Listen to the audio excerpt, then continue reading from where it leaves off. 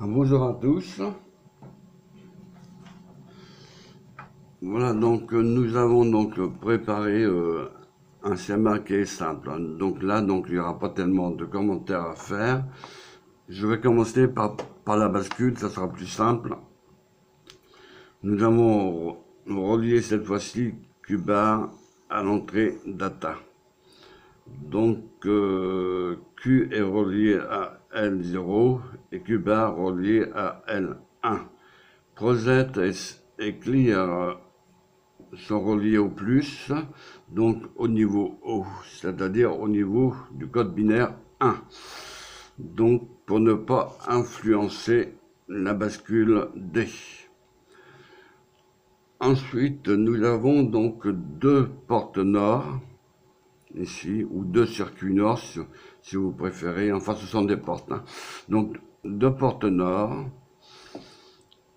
une cellule RC, donc la résistance R1 100 kΩ, branchée avec le condensateur C1 en série, bien sûr, donc 0,01 microfarad.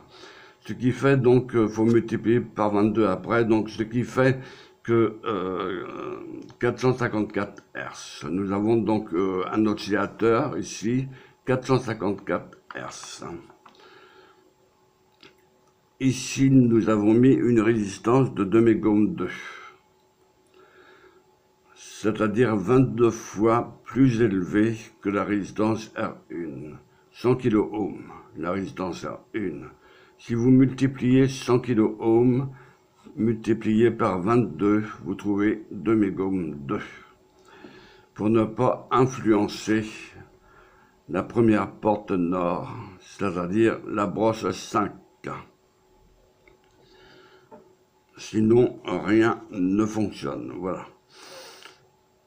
Nous avons donc la cellule RC, comme je viens d'évoquer, mais pendant qu'on appuie sur le bouton P0, par exemple, nous avons 0,0 à l'entrée. Donc, en sortie de la porte nord à la brosse 4, nous avons une tension ici qui permet de charger le condensateur avec un train d'impulsion négative cette fois-ci, je dis bien négative, puisque nous avons une inversion ici, donc il se charge négativement là. Nous avons donc eu une impulsion négative ici, QBAR qui est relié à data, et Q va donc recopier data, c'est-à-dire en quelque sorte Q va recopier QBAR. C'est-à-dire que les deux LED L1 et L0 s'allumeront en même temps lorsqu'on va appuyer sur le bouton P0. Il faut savoir que sur le bouton P0, c'est un front descendant, c'est-à-dire de L vers As. Donc de As vers L, excusez-moi, de As vers L. Quand on appuie sur le bouton P0, c'est L qui va se trouver ici. Donc au niveau 0. Nous avons au niveau, à la brosse 5, nous avons 0. Donc à la brosse 6, nous avons 0. Donc 0, 0 en sortie. Donc S est égal à 1.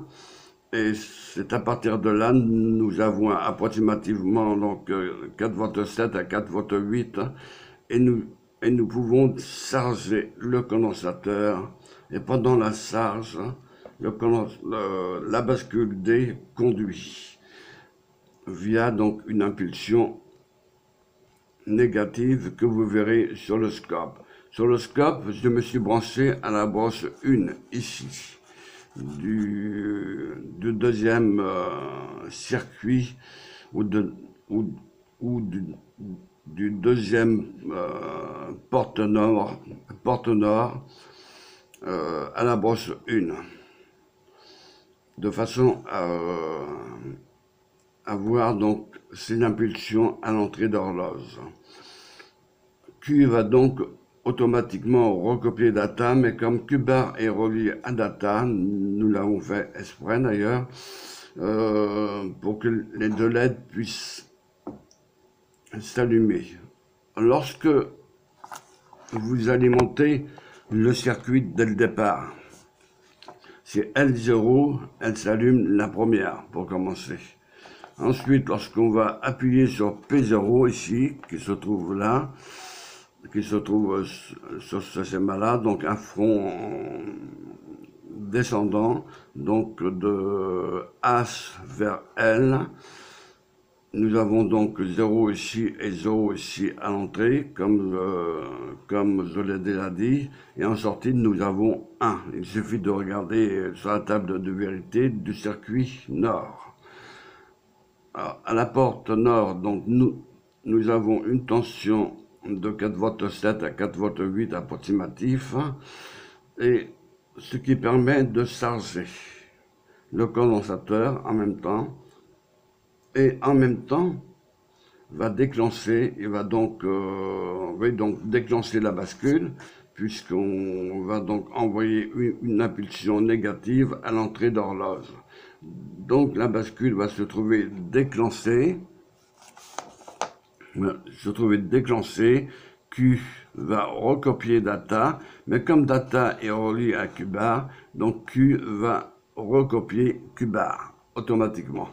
Et recopie data également, bien sûr. Donc Q recopie D et recopie Q bar en même temps. Donc les deux LED vont s'allumer en même temps dès qu'on appuie sur le bouton P0. Là, pourquoi que nous avons fait ce schéma-là, je vais vous expliquer. Tout simplement, lorsque vous appuyez sur une lettre, par exemple, de votre clavier d'ordinateur, si vous appuyez sur la lettre P et que vous ne relâchez pas la touche, la lettre P va sans arrêt inscrire P, etc., etc. Donc, à la longue, vous aurez trop de P.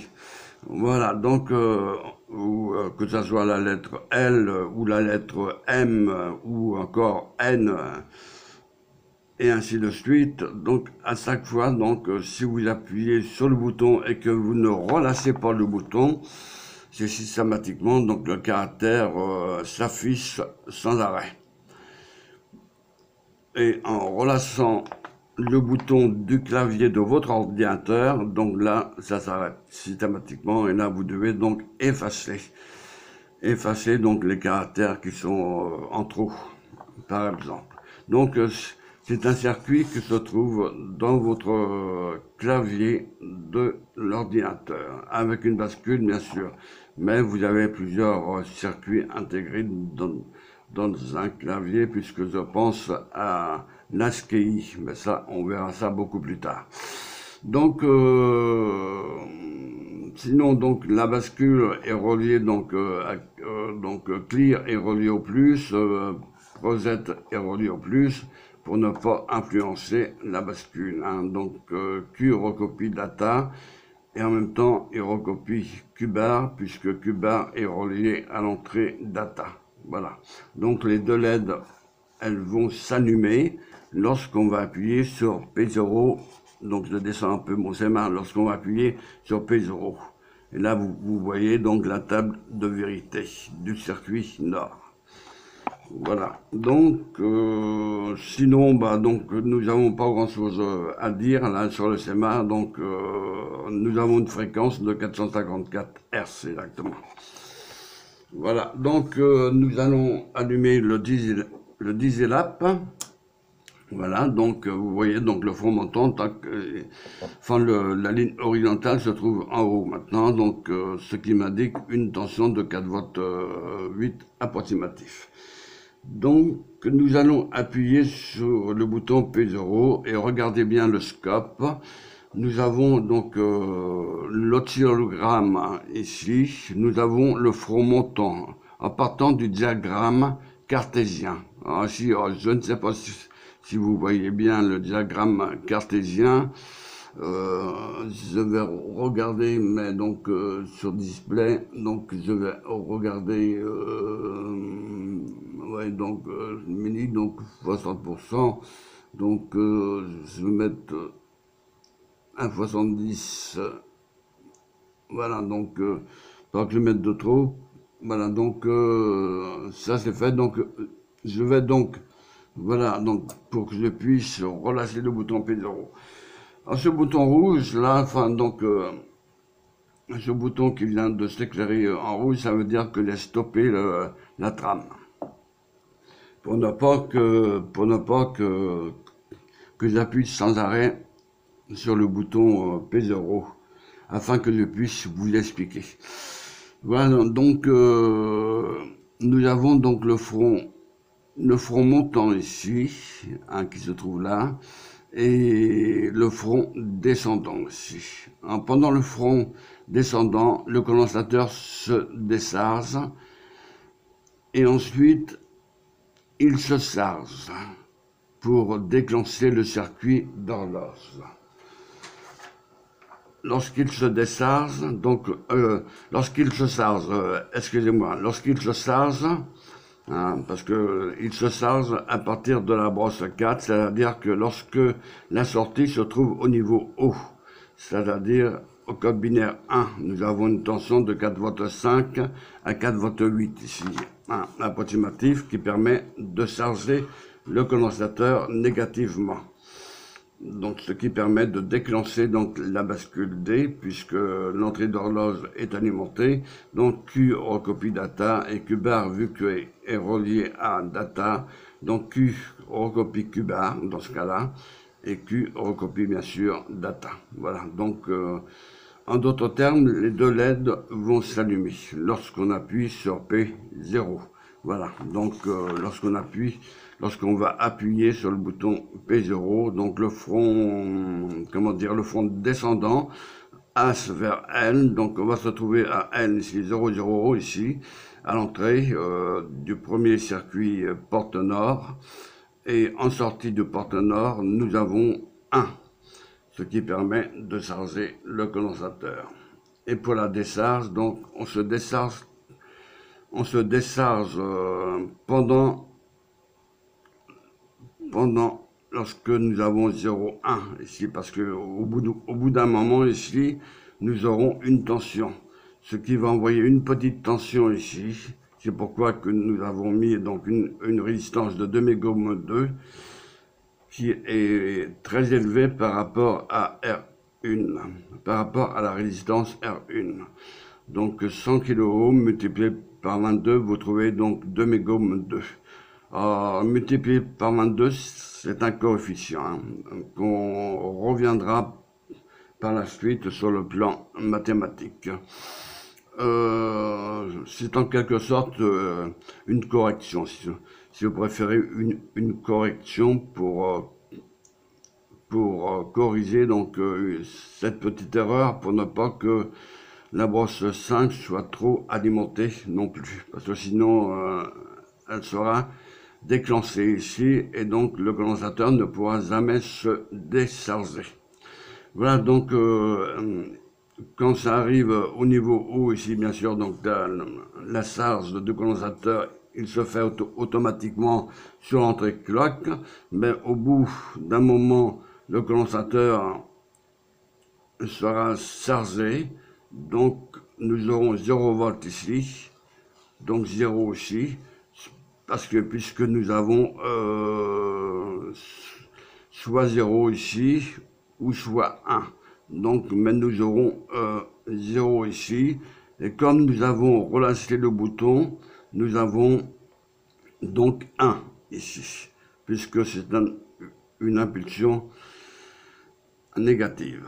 Cette impulsion négative est indiquée donc par le haut. D'ailleurs, nous avons 1, 0, donc systématiquement, nous avons 0. Donc, le condensateur peut se décharger dans ce cas-là. Voilà. Donc, ça va vous paraître peut-être un peu complexe, mais en définitive, c'est pas aussi compliqué que ça. Hein.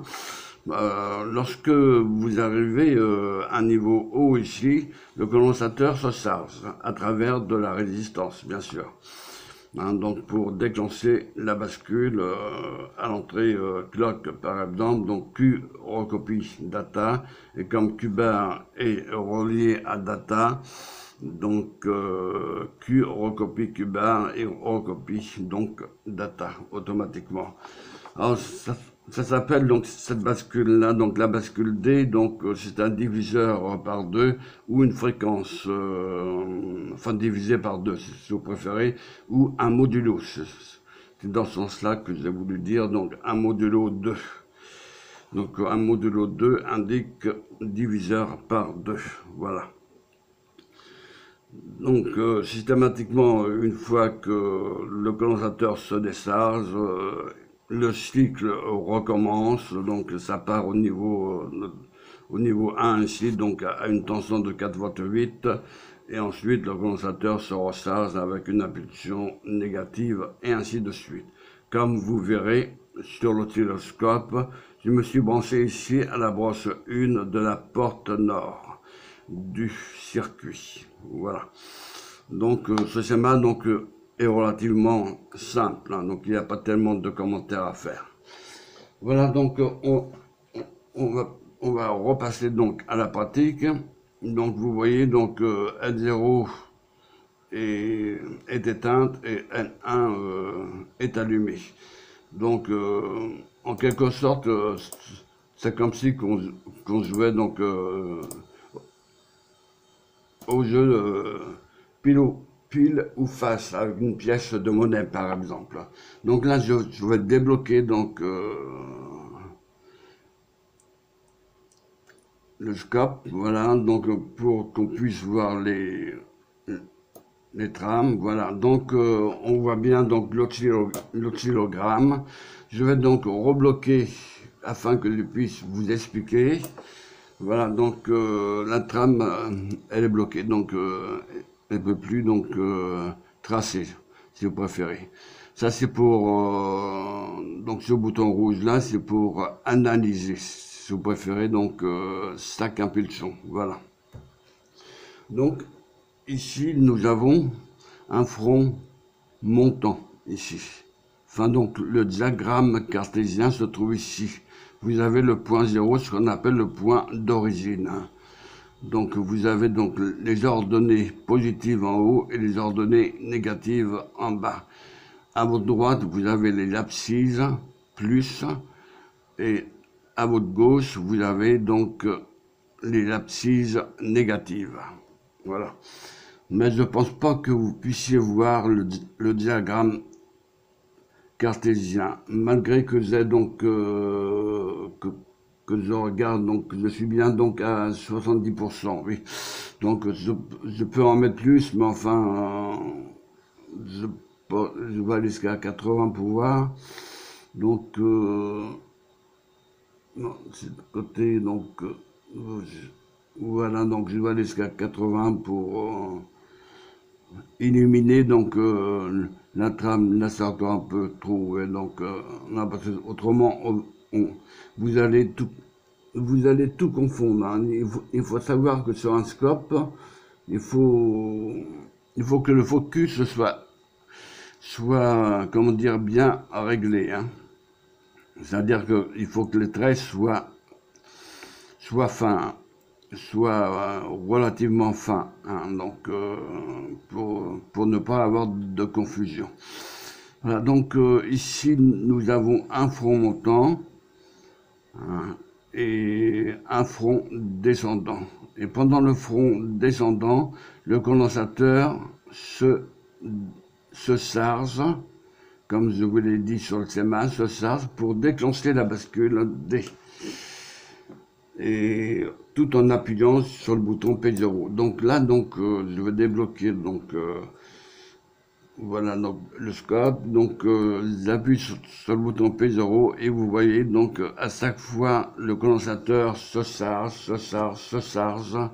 sans cesse. Donc il se charge mais se décharge aussitôt, hein. Il se charge, se décharge, etc. Donc nous avons bien donc un front montant et un front descendant avec une impulsion négative pour le circuit clock de la bascule D. Et pendant ce temps-là, donc Q recopie donc Q recopie Q bar, puisque Q bar est relié à l'entrée data, comme je l'ai évoqué tout à l'heure. Hein, donc Q bar, donc là, voilà, donc je vais mettre mon schéma droit. Là, Q bar recopie, donc Q bar recopie donc data, puisque Q recopie data et recopie en même temps Q bar. Voilà, donc c'est pourquoi que les deux LED restent, lorsque j'appuie sur le bouton PO, c'est pourquoi que les deux LED sont allumés. Voilà, maintenant on peut déterminer donc le scintillement. Donc la LED reste allumée à approximative donc 127 secondes et l'extinction 127 secondes, ça fait 254, enfin 200, 127, oui ça fait 224 à peu près. Non, 424, excusez-moi. Donc 424, 428. Donc, bien sûr, donc, ça va relativement vite, hein, ce qui fait 428 Hz. Hein. Donc, qui est relativement vite. Et nous avons passé encore par un diviseur. Hein, par un diviseur de tension ou de fréquence, comme vous voulez. Et peu importe le terme. Hein, en principe, c'est un diviseur de fréquence. Hein, voilà. Donc, ceci étant dit, nous avons donc 454 divisé par 2, ça fait 227 Hz. 227 Hz pendant l'allumage et l'extinction, donc ça fait 227 Hz là, de chaque côté. Hein, donc 227 Hz pour L0 et L1 également. Si on appuie bien sûr sur le bouton P0. qui se trouve à votre gauche du schéma. Voilà, mais sinon, donc, il n'y a pas grand-chose à dire. Il n'y a pas grand-chose à dire. Voilà, donc, je vais bloquer donc la trame, parce que à la force d'appuyer sur le bouton, on arrive à avoir mal au doigt. Donc, ceci étant dit, bon bah donc vous avez 5 fronts montants pratiquement, hein, 1, 2, 3, 4, 5. Hein, et ce qui correspond approximatif à 554 Hz. Hein, donc là, vous voyez, donc vous avez beau appuyer sur P0, donc les deux LED s'allument, mais vous ne voyez rien sur le scope. Voilà. Donc là, je déclenche le scope de façon que la trame puisse balayer l'oscillogramme, hein, qu'il puisse tracer correctement. Voilà. Donc, je tiens à dire que ça reste identique, hein, ça reste identique, hein, donc je vais allumer quand même l'intensité, donc un peu plus quand même, donc non, donc là, donc je vais mettre à 62, donc à 62 hein, que j'ai mis. Hein. Donc, faut pas qu'il y ait une confusion hein, entre le diagramme cartésien et le traçage. Hein. Donc là, je règle donc verticalement. Donc voilà, donc ça c'est bon. Là, c'est l'intensité que je vais donc diminuer parce que pour ne pas qu'il y ait de confusion. Voilà. Faut qu'on puisse, parce qu'on voit les carreaux, mais il faut qu'on puisse voir aussi donc le front montant et le front descendant avec la charge du condensateur qui déclenche l'entrée clock de la bascule D. Ensuite, Q recopie Q bar, Q recopie data, bien sûr. Et ensuite, les deux LED L0 et L1, elles clignotent. Voilà donc pour cette pratique. En même temps, on peut jouer un jeu face ou pile avec une pièce de monnaie par exemple. Hein, donc voilà, là c'est L1 qui reste allumé. Et là, c'est toujours L1 qui reste allumé, et là, c'est LO qui reste allumé. Hein, voilà, donc, c'est une chance sur deux, hein, donc je veux que LO soit allumé, voilà, donc, donc on peut faire un jeu en même temps. Voilà, donc sur ce schéma-là, oui, que je vous ai dit, donc c'est exactement le même schéma que sur votre clavier d'ordinateur. Et donc, lorsque vous appuyez sur une touche de votre ordinateur et que vous ne relâchez pas la touche, la lettre va mentionner, enfin la lettre sera donc répétitif, si vous préférez, donc ça veut dire par exemple la lettre P, hein, donc ça va s'inscrire 1000 fois ou 10 000 fois selon le temps que vous restez appuyé sur la touche, voilà. Et dès que vous relâchez la touche, bien sûr, ça fait comme sur ce schéma-là.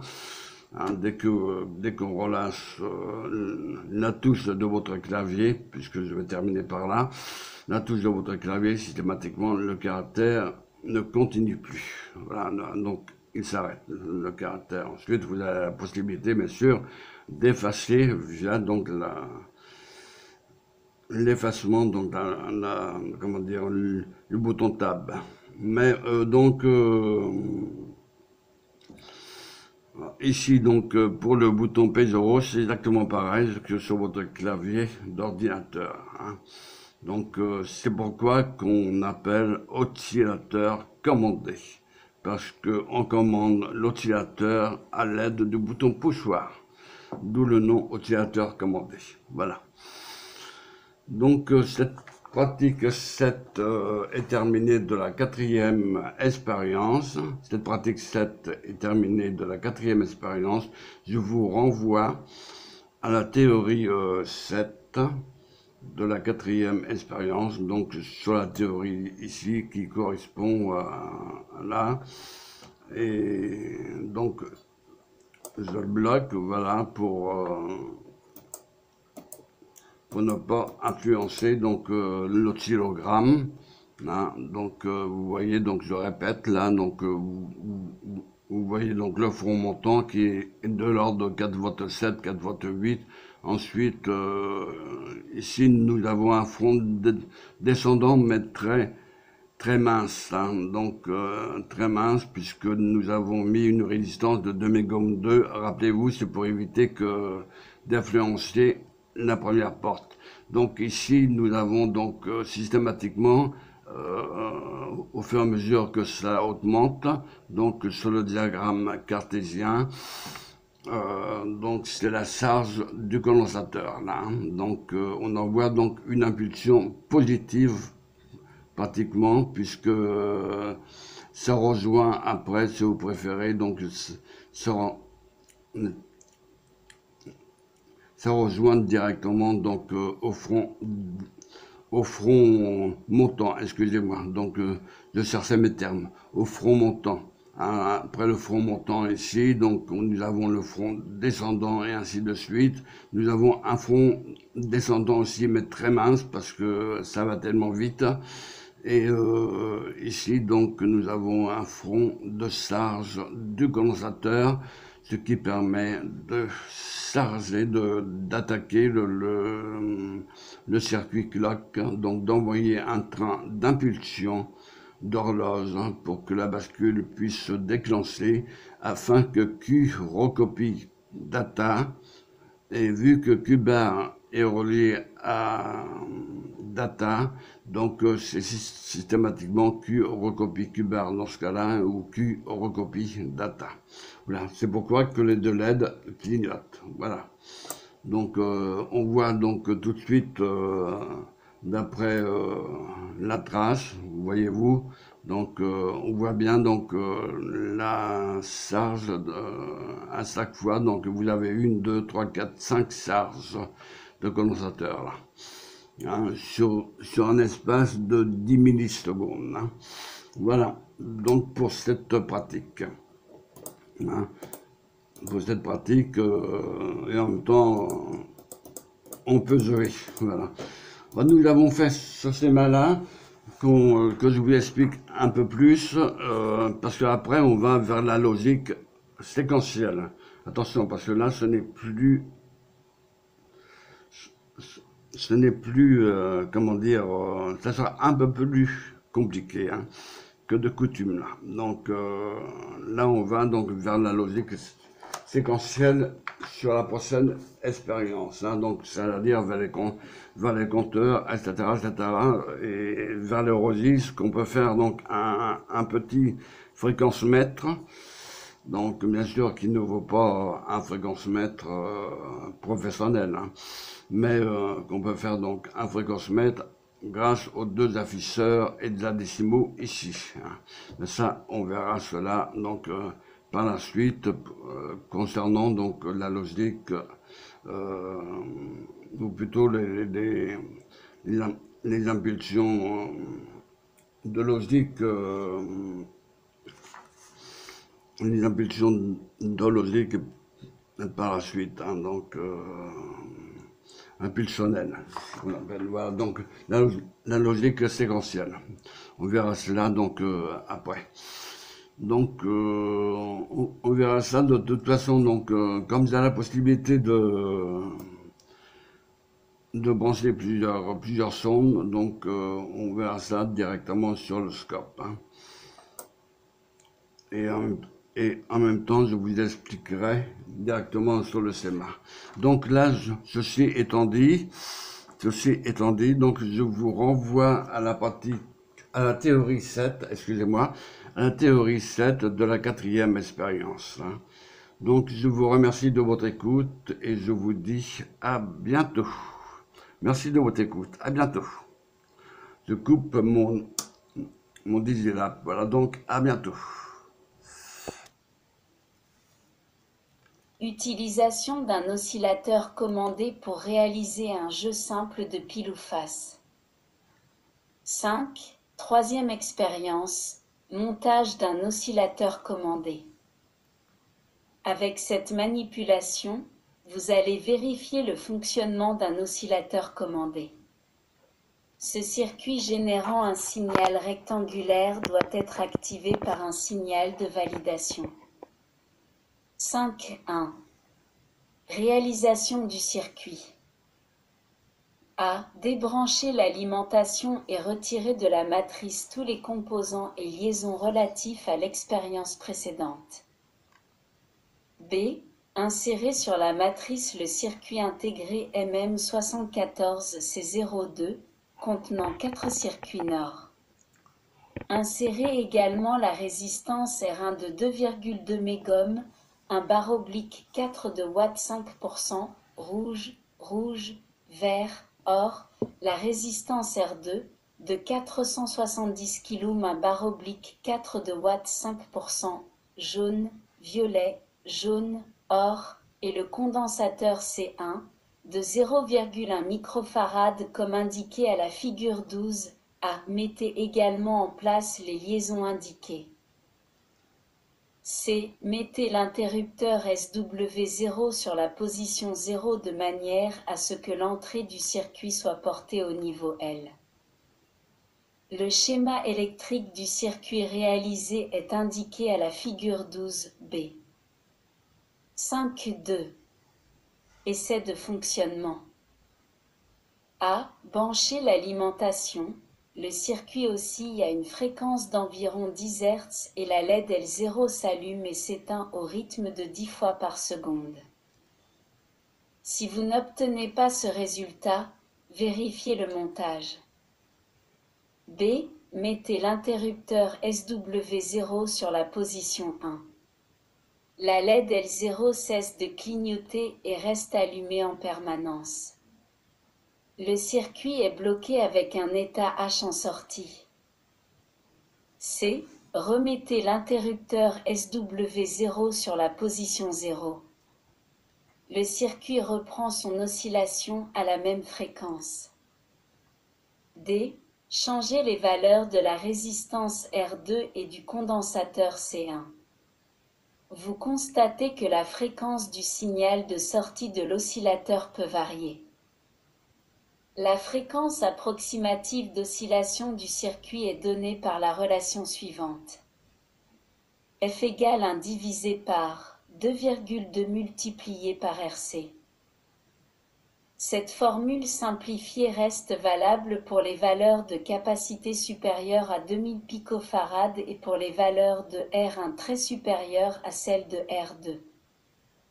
Voici maintenant un exemple d'application de l'oscillateur commandé. 6. Quatrième expérience. Utilisation d'un oscillateur commandé pour réaliser un jeu simple de pile ou face. En modifiant légèrement le circuit précédent et en ajoutant une bascule, vous réalisez un circuit qui simule le jeu de pile ou face avec une pièce de monnaie. 6.1. Réalisation du circuit. A. Débrancher l'alimentation. Remplacez le condensateur C1 de 0,1 microfarad par un autre de 0,01 microfarad et la résistance R2 de 470 kΩ par une autre de 100 kΩ, marron, noir, jaune, or. B. Enlevez la liaison entre la broche 6 du circuit intégré MM74C02 et l'interrupteur SW0 et reliez cette broche 6 avec le contact P0 front descendant. C. Enlevez également la liaison entre le contact L0 et la broche 1 du circuit intégré MM74C02 et reliez cette broche 1 à la broche 3 du support ICX. D. Introduisez dans le support ICX le circuit intégré MM74C74 qui contient 2 bascules D. E. Effectuez les liaisons du support ICX indiquées à la figure 13A. Le schéma électrique du circuit réalisé est montré à la figure 13B. Vous observez que la sortie de l'oscillateur est reliée à l'entrée clock de la bascule. La sortie Q-bar de la bascule est reliée à l'entrée data de cette même bascule. Comme vous l'avez vu en détail dans les pratiques précédentes, avec ce montage, à chaque front d'horloge sur l'entrée clock, la bascule change d'état. Dès que le signal d'horloge s'arrête, la bascule se bloque dans l'état où elle se trouve à ce moment-là. Ce montage simule bien le jeu de pile ou face dans lequel une pièce de monnaie retombe au hasard sur l'une de ses faces. 6.2. Essai de fonctionnement. A. Brancher l'alimentation. Une des deux LED, L0 ou L1, s'allume, l'autre est éteinte. B. Appuyez sur le bouton P0, le circuit oscille et les deux LED sont allumés. En effet, la fréquence d'oscillation est environ de 450 Hz et l'œil ne peut percevoir les allumages et extinctions successives des deux LED. C. Relâchez P0, une LED reste allumée, l'autre s'éteint. Vous ne pouvez pas prévoir quelle sera la LED qui restera allumée. Il s'agit donc d'un résultat dû au hasard. Ceci est donc une application simple de l'oscillateur commandé. Ce type d'oscillateur trouve d'autres applications, par exemple recueillir un signal périodique à l'aide d'une seule impulsion de durée plus ou moins longue. C'est le cas d'une touche de clavier d'ordinateur qui permet la répétition d'un caractère.